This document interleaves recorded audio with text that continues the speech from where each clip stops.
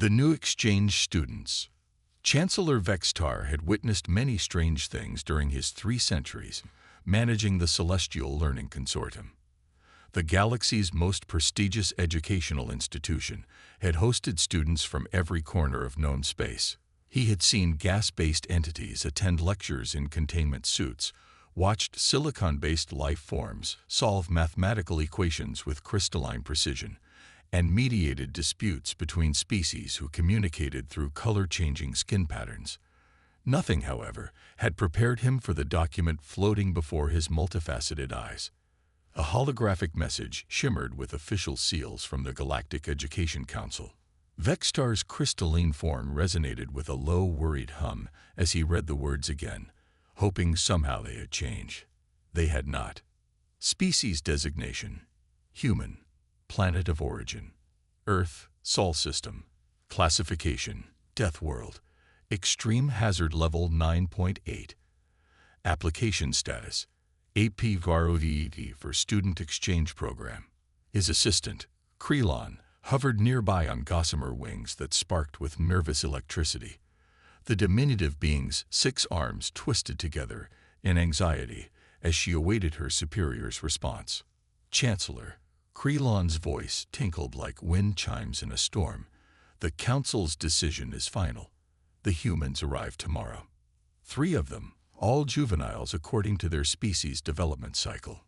Vextar's form darkened from brilliant amber to deep purple, a color his people reserved for moments of existential dread. Deathworld species were theoretical nightmares in most educational circles. Worlds where the surface pressure could crush a Velthian in seconds, where the atmosphere contained poison gas that other species called oxygen, and where liquid water fell from the sky, like acid rain on civilized planets. Juveniles, he repeated, his harmonic voice cracking across several frequencies. They're young ones. What if they haven't learned proper restraint yet? What if they still possess their full predatory instincts? Krelon consulted her datapad, her bioluminescent spots flickering with worry. According to their files, they've completed what humans call high school and are considered ready for higher education. The female, Maya Chen, shows exceptional aptitude in what they term physics and engineering. The older male, Marcus Rodriguez, specializes in environmental sciences and survival training. The youngest, Zara Okafor, excels in biochemistry and medicine. Survival training. Vextar's crystalline structure actually cracked slightly, a stress response his species exhibited only in the most dire circumstances. They teach their young ones survival as an academic subject. Apparently, Chancellor, they consider it necessary education on their home world. The implications were staggering. What kind of planet required its children to study survival as a core curriculum? Vextar had seen the preliminary reports about Earth, a world where continental plates shifted without warning, where massive storms could level entire cities, where the native star bombarded the surface with deadly radiation that somehow promoted life instead of extinguishing it. The very air contained 21% oxygen, a concentration that would create spontaneous combustion in most galactic species. Have you prepared the safety protocols? Vextar asked, though he suspected no protocol could adequately address the situation. Emergency medical facilities have been tripled. All breakable objects have been replaced with reinforced alternatives. The atmospheric processors are working overtime to maintain separate environmental zones. We've also installed what the supply catalog called human-safe furniture, though I'm not entirely sure what made the previous furniture unsafe for them. Krelon paused, her wings dimming. Chancellor, there's something else. The psychological profiles suggest these humans experience something called homesickness. Apparently, they form emotional attachments to their place of origin and can become distressed when separated from it. They bond with their death world. This was perhaps the most alien concept Vextar had encountered. Most species fled their home planets the moment they achieved spaceflight, seeking out more hospitable environments. These humans apparently loved their nightmare world enough to miss it. According to their cultural files, yes, They also form attachments to their family units, their peer groups, and something called pets. Pets. Domesticated creatures from their home world that they keep for companionship. Vextar's form shifted through several colors of distress before settling on a resigned gray. Of course they do. They probably missed their tamed monsters as much as they missed their volcanic hellscape. The next morning arrived with the usual bustle of academy life. The consortium housed over 50,000 students representing 800 different species across 17 different atmospheric zones. The main campus sprawled across 3 small moons, connected by transport tubes that could accommodate everything from crystalline collective members who stood 12 feet tall to the microscopic quantum dancers who existed primarily as organized energy patterns. In the central plaza, students gathered as they did every morning before classes. The Veltari clustered in their traditional geometric patterns, their flower-like heads swaying in unison as they shared the day's gossip through pheromone releases. The aquatic consortium members glided through their mobile water tubes, their translucent bodies pulsing with bioluminescent communications. Even the notoriously antisocial void walkers had emerged from their dark chambers to witness the arrival of the Deathworld students. Zephyra, a young Veltari in her 3rd cycle of education, pressed closer to her study cluster. Her purple and gold petals quivered with nervous excitement as she communicated through rapid scent bursts. "Do you think they'll arrive in military armor?" she whispered to her clustermate Bloom telephone. "I heard they breathe poison gas." Bloomtel responded, his own petals darkening with fear. "What if they leak it into our atmosphere?" Nearby, a group of aquatic consortium students pressed their faces against their transport tube's transparent walls. Ribblesong, her blue-green body pulsing with anxious light patterns, addressed her podmates. "My research indicates they possess what they call hands instead of proper manipulator appendages," she communicated through rapid light flashes. "Apparently, these hands can crush objects through applied pressure." "No," gasped Currentdense, her own bioluminescence flickering with shock. "You mean they lack fine motor control? How do they create art or solve complex equations?" "Perhaps," suggested Deep Whisper, his elderly form glowing with the wisdom of many cycles, "they use their crushing appendages for intimidation rather than creation." The conversation died as a low harmonic vibration filled the plaza. Chancellor Vextar's voice resonated from the announcement crystals positioned throughout the area. "Students of the Celestial Learning Consortium," his words carried the weight of formal proclamation. "Today we welcome 3 new members to our academic family. These students come to us from Earth, a planet in the Sol system. While their world of origin may seem unusual to many of us, I remind you that diversity of experience enriches our collective understanding of the universe." The plaza fell silent except for the nervous clicking of arachnid students and the soft humming of energy-based life forms. Please join me in extending our traditional welcome to Maya Chen, Marcus Rodriguez, and Zara Okafor of Earth. The transport tube at the plaza's center hissed open, and 3 figures stepped out. The collective intake of breath from 50,000 students across 3 moons was audible even through the vacuum of space.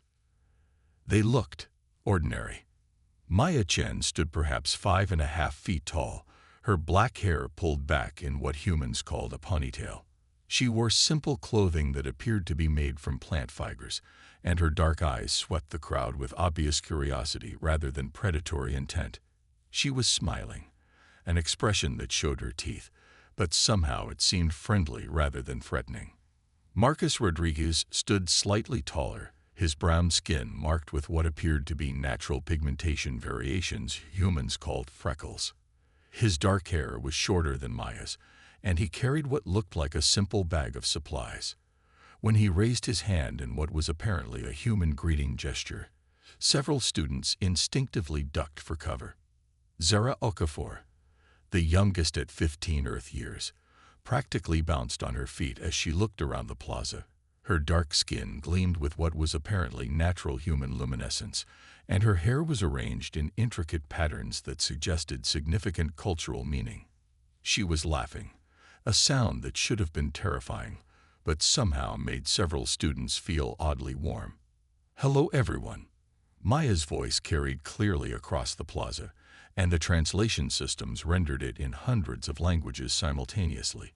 "We're so excited to be here. This place is incredible." Marcus stepped forward, his movements fluid but somehow restrained, as if he was consciously limiting his strength. "Thank you for welcoming us. We know this is unusual, and we appreciate the opportunity to learn with all of you." Zara couldn't contain her enthusiasm. "Oh my gosh, are those the Veltari I read about? Your pedal patterns are beautiful. And the aquatic consortium. I studied your bioluminescent communication in my xenobiology class." The students she was addressing nearly fainted. These weren't the terrifying Deathworld predators they had expected. These were children. Enthusiastic, curious, friendly children who seemed genuinely thrilled to meet them. As the three humans were escorted toward the administrative complex, whispered conversations erupted throughout the plaza. "They seemed so," Zephyrah's scent words trailed off. "Small, finished bloom telephone. I expected them to be larger. More intimidating. Did you see how they moved?" Ripple Song's light patterns flickered with confusion. "So carefully, like they were afraid of breaking something." "Maybe," suggested Deep Whisper thoughtfully, "Deathworld species develop different survival strategies than we assumed." In the administrative complex, Chancellor Vextar conducted the formal orientation. His crystalline form had settled into a cautious green as he realized these humans posed no immediate threat to his students or facility. "Your dormitory assignments have been prepared," he explained, his harmonic voice carefully modulated to avoid startling his new students. "Maya, you'll be housed in the engineering wing with Calculon of the Mathematical Collective. Marcus, your quarters are in the environmental sciences sector with Mosskeeper of the Plant Harmonists. Zara, you'll be sharing space with Heel Touch of the Medical Symposium." The three humans exchanged glances, and Vextar noted the subtle communication. He had read that humans possessed sophisticated nonverbal communication methods, but seeing it demonstrated was remarkable. "Chancellor," Maya spoke up, her voice respectful but curious, "will we be attending regular classes with the other students?" "Initially, yes, though we have prepared alternative arrangements if needed." "Why would we need alternatives?" Marcus asked, and Vextar detected no hostility in the question, only genuine confusion. How to explain that most of the faculty expected them to accidentally injure someone within the first week? That several species had requested transfers to distant campuses rather than share breathing space with Deathworld natives? That the medical staff had prepared for trauma cases involving crushing injuries and atmospheric poisoning?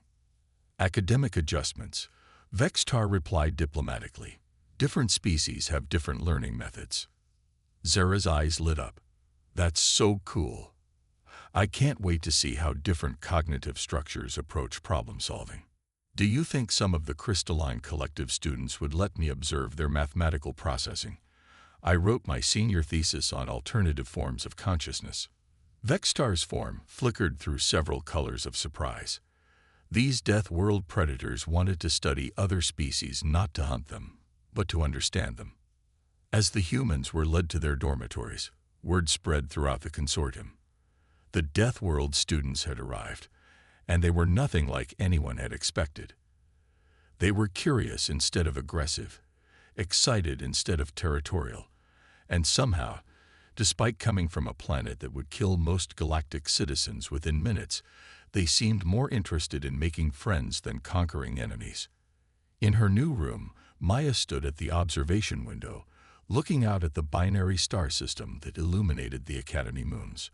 Her roommate, Calculon, hovered nervously in the corner, his geometric form shifting through complex mathematical patterns as he processed this unprecedented situation. "This is amazing," Maya breathed, pressing her hand against the transparent aluminum. "Look at how the gravitational interaction between those stars creates that stable orbital resonance. And the way the asteroid belt has been shaped by the resonance patterns. It's like a giant physics demonstration." Calculon's mathematical processing stuttered. She was analyzing the star system for its educational value, not its strategic worth. "You find it aesthetically pleasing?" he asked, his first direct communication with her. Maya turned, her face lighting up with that strange human expression of happiness. "Pleasing? It's incredible. I studied binary systems in class, but seeing one this close, with all the complex interactions, it's beautiful." For the first time in his mathematical existence, Calculon wondered if perhaps the galaxy had been wrong about Deathworld species. These humans might indeed be dangerous, but not in any way anyone had predicted. As night fell across the Academy moons, students throughout the consortium found themselves reconsidering everything they thought they knew about survival, Deathworlds, and what it meant to be dangerous. The humans were here, and they were nothing like the nightmares everyone had imagined. They were something far more unsettling. They were genuinely, enthusiastically, endearingly human. Tomorrow would bring the first classes, and with them, first contact catastrophe. The first day of classes at the Celestial Learning Consortium began like any other, with 50,000 students from 800 species making their way to various educational facilities across 3 moons. The morning transport schedule hummed with its usual efficiency. Atmospheric processors maintained optimal conditions for hundreds of different respiratory systems, and the universal translators buzzed with countless conversations in languages that ranged from harmonic crystals to bioluminescent patterns. What was not usual was the crowd of students following 3 particular individuals as they made their way to their first class, Comparative Planetary Geology. Maya Chen walked confidently through the corridors, her simple Earth clothing standing out among the elaborate atmospheric suits, crystalline formations, and biomechanical interfaces worn by her fellow students. Behind her, at what they considered a safe distance, trailed nearly 200 curious observers from dozens of species.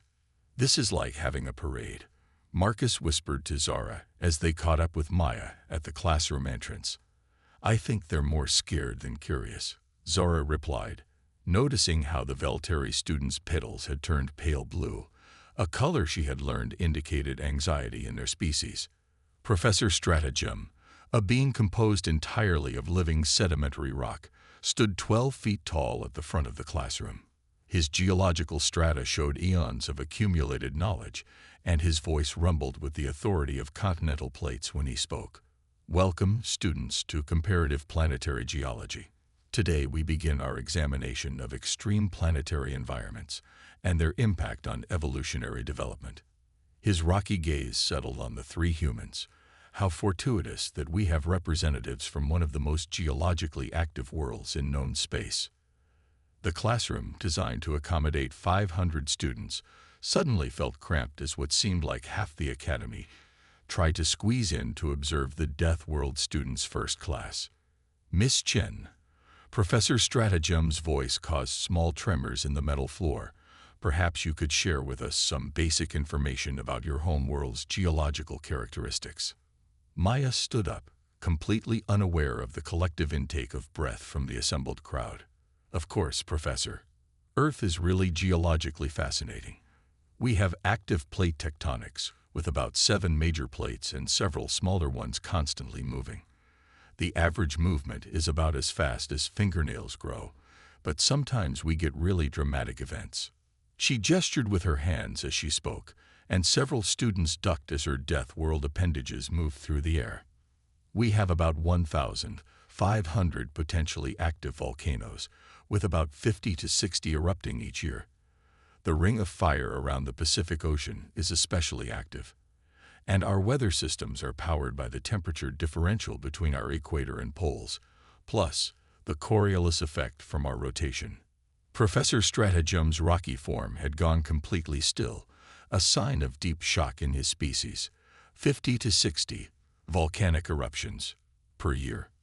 "Oh, that's just the big ones," Maya continued cheerfully. "There are thousands of smaller events. And then we have the weather patterns: hurricanes, tornadoes, blizzards, monsoons. Last year, Hurricane Maria generated winds of over 180 miles per hour. And tornado season in the American Midwest regularly produces storms with winds over 200 miles per hour. A Veltari student in the third row quietly wilted and had to be carried out by friends. The earthquakes are pretty interesting too, Maya went on, oblivious to the growing horror in the room. We get about 500,000 detectable earthquakes per year, with about 100,000 strong enough to be felt by people. The 2011 Tohoku earthquake in Japan actually moved our entire island of Honshu 8 feet to the east and shifted Earth's axis by about 6 inches. The aquatic consortium students in their mobile tanks had gone completely dark, their bioluminescence extinguished by shock. Miss Chen, Professor Stratagem managed to rumble. These sound like extinction-level events. How does your species survive such catastrophic geological activity? Maya looked puzzled. Oh, we adapt. We build earthquake-resistant buildings. We have early warning systems for tsunamis and volcanic eruptions, and we just kind of plan around hurricane season. It's not really that bad once you know what to expect. Not that bad, repeated a Crystal Collective student, his harmonic voice cracking across several frequencies. The really cool thing, Maya continued, warming to her subject, is how all this geological activity actually helps support life. The volcanic activity releases gases that help maintain our atmosphere. The plate tectonics help regulate our planet's temperature through the carbon cycle, and the mountain-building processes create diverse habitats for different species. She smiled brightly at the professor. Earth might look dangerous to outsiders, but it's actually a pretty stable system. The geological activity is what keeps everything in balance. Professor Stratagem, whose species had evolved on a world where the most dramatic geological event was the occasional shifting of a sand dune, found himself without words for the first time in 3 centuries of teaching. The next class was physical education, held in the Academy's largest gymnasium. Coach Flexor, a being composed of what appeared to be living muscle tissue, had designed exercises appropriate for hundreds of different body types and strength levels. The human's addition to his class had required him to completely recalculate his safety protocols. Today, Coach Flexor announced, his voice carrying the enthusiasm of someone who genuinely loved physical fitness, we will begin with basic strength and agility assessments. Each species will be evaluated according to their natural capabilities. The assessment area had been divided into sections appropriate for different student populations. The crystalline collective members would be tested on precision and stability. The gas form students would demonstrate flow dynamics and compression resistance. The energy-based life forms would show their ability to maintain coherent patterns under stress. Miss Chen, Mr. Rodriguez, Miss Okafor, Coach Flexor addressed the humans. We've prepared a special testing area for your species. Please proceed to Station 7. Station 7 had been reinforced with materials typically used in spacecraft construction. The weights were made from compressed neutronium. The running track was built to withstand the impact of small meteors, and the safety barriers were designed to contain explosions. Maya approached the first test station, which measured grip strength. The device was a simple pressure sensor designed to register the maximum force a student could apply. Just squeeze as hard as you can, Coach Flexor instructed, his muscle fibers rippling with nervous energy. Maya grasped the sensor and applied what she considered moderate pressure. The device registered 120 pounds of force per square inch. Coach Flexor's muscle tissue went completely slack with shock. That's enough to crush bone, he whispered. Really? Maya looked at the readout with interest. That doesn't seem like very much. I was trying to be gentle. Gentle? The word came out as a strangled whisper. Marcus stepped up to the agility course, which consisted of a series of obstacles designed to test coordination and spatial awareness. The course included balance beams set at various heights, rotating platforms, and barriers to navigate around. What Coach Flexor hadn't anticipated was that a species evolved on a high-gravity world with unpredictable weather patterns would have developed extraordinary balance and spatial awareness as basic survival skills. Marcus moved through the course like he was taking a casual walk. He stepped onto balance beams without hesitation, navigated the rotating platforms without apparent effort, and flowed around obstacles with unconscious grace. What was designed to be a challenging 10-minute course, he completed in 90 seconds. "How did you do that?" asked Glide Smooth, an aerial student whose species had evolved flight as their primary form of locomotion. "Do what?" Marcus looked genuinely confused. "You moved through the course like you had complete three-dimensional awareness of every obstacle and platform simultaneously." Marcus shrugged. "I guess growing up where the ground can shift without warning teaches you to pay attention to your surroundings." Zara's turn at the endurance station created the most dramatic reaction. The test was designed to measure how long a student could maintain moderate physical activity. For most species, 15 minutes was considered excellent. Zara began what humans called jogging. Her heart rate, monitored by the Academy's medical sensors, settled into a steady rhythm that would have indicated severe cardiovascular distress in most species. For Zara, it was comfortable aerobic exercise. After 30 minutes, the monitoring staff began to panic. After an hour, they were convinced the sensors were malfunctioning. After 2 hours, when Zara showed no signs of fatigue and was still carrying on a cheerful conversation with nearby students, Coach Flexor stopped the test. "Miss Okafor," he said, his muscle fibers quivering with confusion, "are you experiencing any distress?" "Not really," Zara replied, not even breathing hard. "This is kind of relaxing, actually. It's like the warm-up we do before soccer practice back home." Warm-up. The word hung in the air like a pronouncement of doom. By the time the lunch period arrived, word had spread throughout the academy that the Deathworld students were even more dangerous than anyone had imagined. Not because they were aggressive or hostile, but because their casual physical capabilities were so far beyond anything other species could comprehend that they were redefining what it meant to be a threat. In the cafeteria, the three humans sat at a table that had been automatically cleared of other students by their collective unconscious decision to maintain a safe distance. They were examining their lunch trays with obvious confusion. "Is this food?" Maya asked, poking at what appeared to be a cube of synthesized nutrients. "According to the menu, it's nutritional block 7A," Marcus replied, reading from his datapad. "Designed to meet the dietary requirements of carbon-based life forms." "It tastes like cardboard," Zara announced after taking a small bite. "I miss real food." Their conversation was interrupted by the approach of Dr. Heeltouch, Zora's roommate, and one of the Academy's medical staff. The insectoid being's multiple eyes were focused on the humans with professional concern. "Excuse me," Dr. Heeltouch clicked in his species' typical polite manner, "but I've been reviewing your medical files, and I have some questions about your biology." "Sure," Zara replied cheerfully. "What would you like to know?" "Your immune systems," Dr. Heeltouch continued, his mandibles clicking with nervous energy. "According to your records, your bodies are constantly fighting off what you call infections from billions of microorganisms." "Yeah, that's normal," Zara nodded. "Our immune systems are pretty robust. We have to be, considering how many different bacteria and viruses we encounter on Earth. But you describe this as normal." Dr. Heeltouch's voice rose to a pitch that indicated severe distress in his species. "Your bodies are in a constant state of biological warfare, and you consider this healthy." "Well, when you put it like that, it sounds dramatic," Maya interjected. "But it's just how our biology works. The microorganisms help us digest food, produce vitamins, and maintain healthy skin. It's symbiotic." "Symbiotic," Dr. Heeltouch repeated faintly. "You've domesticated microscopic life forms." "We've also been exposed to most of the common diseases on our planet," Marcus added helpfully.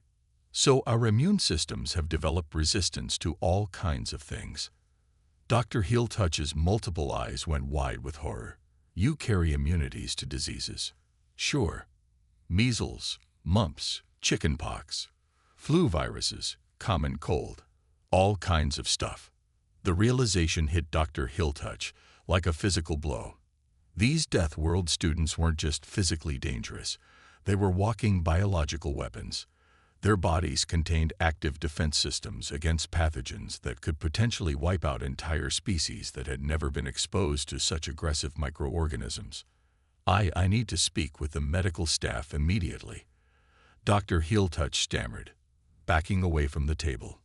As he hurried off, the three humans looked at each other with growing concern. "I think we're making people nervous," Maya observed. "It's not intentional," Marcus replied. "We're just being ourselves." "Maybe we should try to be more careful," Zara suggested. "I don't want anyone to feel uncomfortable." Their conversation was interrupted by the Academy's emergency announcement system. "All students report to your dormitories immediately." Chancellor Vextar's voice resonated through the cafeteria. "This is not a drill. All students are to remain in their quarters until further notice." The cafeteria erupted into chaos as 50,000 students from 800 species tried to simultaneously evacuate to their respective dormitories. In the confusion, several students were injured in minor accidents. A crystalline collective member cracked against a doorframe, an aquatic consortium student's transport tube malfunctioned, and a Veltari student became tangled in the crowd. Without thinking, the three humans immediately moved to help. Maya caught the crystalline collective student before his structural damage could become worse, her Deathworld strength easily supporting his considerable weight. Marcus quickly repaired the aquatic student's transport mechanism with tools from his backpack, demonstrating an intuitive understanding of mechanical systems that left onlookers amazed. Zara gently untangled the Veltari student from the crowd, her medical training allowing her to assess and treat the minor injuries to the plant-like being's delicate petals. What they intended as simple acts of kindness created a diplomatic incident that would be discussed in the Galactic Education Council for decades to come. The injured students, instead of being grateful, were terrified. A Deathworld predator had touched them with those crushing appendages. Another had demonstrated the ability to rapidly understand and modify complex technology. The third had showed detailed knowledge of alien biology and the ability to provide medical treatment. By the time Chancellor Vextar arrived at the cafeteria, the three humans were surrounded by security personnel and a crowd of students who weren't sure whether to flee in terror or stay to witness what might be the most significant interspecies incident in Academy history. "What happened here?" Vextar demanded, his crystalline form shifting through colors of stress and confusion. "We were just trying to help," Maya said, her voice small and confused. "Some students got hurt in the evacuation, and we wanted to make sure they were okay." "You wanted to help?" Vextar's form went completely transparent with shock. "Of course," Marcus added. "That's what you do when someone gets hurt. You help them." "But you're from a Deathworld," one of the security officers said, his voice betraying his confusion. "You're supposed to be dangerous." Zara stepped forward, her young face showing the first signs of hurt and frustration. "We are dangerous," she said quietly. "Our planet is dangerous. Our biology is dangerous. Our physical capabilities are dangerous. But that doesn't mean we want to hurt anyone." She looked around at the crowd of students, staff, and security personnel. "We came here to learn. We came here to make friends. We came here because we wanted to understand the galaxy and our place in it." Her voice grew stronger. "Yes, we come from a world that would kill most of you in minutes. Yes, our bodies are adapted to survive things that would be extinction events for other species. Yes, we carry immune systems that have been shaped by billions of years of biological warfare." The crowd was completely silent now, hanging on every word. "But we're also 15, 16, and 17 years old. We're kids who miss our families, who get homesick, who worry about fitting in and making friends. We're students who want to learn about the universe and find our place in it." She looked directly at Chancellor Vextar. "We didn't choose to be from a Deathworld. We didn't choose to have biology that scares people, but we did choose to come here. We chose to try to be part of something bigger than ourselves." The silence stretched for long moments before Chancellor Vextar spoke. "Miss Okafor," he said, his harmonic voice gentle. "What do you want from us?" Zara's eyes filled with tears, another uniquely human expression that somehow conveyed more emotion than any translation could capture. "We want to belong," she whispered. "We want to prove that being dangerous doesn't mean being evil. We want to show that Deathworld species can be part of the galactic community." She looked around at the assembled crowd. "We want to learn from you, and we want you to learn from us. We want to show that the things that make us different, the things that make us dangerous, can also make us valuable allies and friends." Chancellor Vextar's crystalline form slowly shifted from transparency to a warm golden glow. It was a color his species reserved for moments of profound understanding. "Students of the Celestial Learning Consortium," he announced, his voice carrying to every corner of the academy through the communication systems, "we have learned something important today. We have learned that our assumptions about Deathworld species, about danger, about threat, about what it means to be different, may have been incomplete." He gestured toward the three humans. "These students have shown us that strength can be used for protection, that knowledge can be used for healing, and that beings shaped by harsh environments can choose kindness over cruelty." The crowd began to murmur, and Vextar continued. "Effective immediately, all the emergency protocols regarding our Earth students are suspended. They will attend regular classes, participate in all academy activities, and be treated as what they are, students seeking knowledge and friendship." As the crowd began to disperse, many students approached the three humans not with fear, but with curiosity. The crystalline collective student Maya had helped express gratitude in harmonic frequencies that conveyed deep respect. The aquatic student Marcus had invited him to observe their underwater cities through virtual reality. The Veltari student Zara had offered to teach her about plant-based biology and photosynthetic communication. That evening, as the three humans sat in Maya's dormitory room, looking out at the binary star system, they reflected on their first day at the academy. "Well," Marcus said with a slight smile, "that could have gone worse. We almost caused an interstellar incident," Maya pointed out. "But we didn't," Zara replied.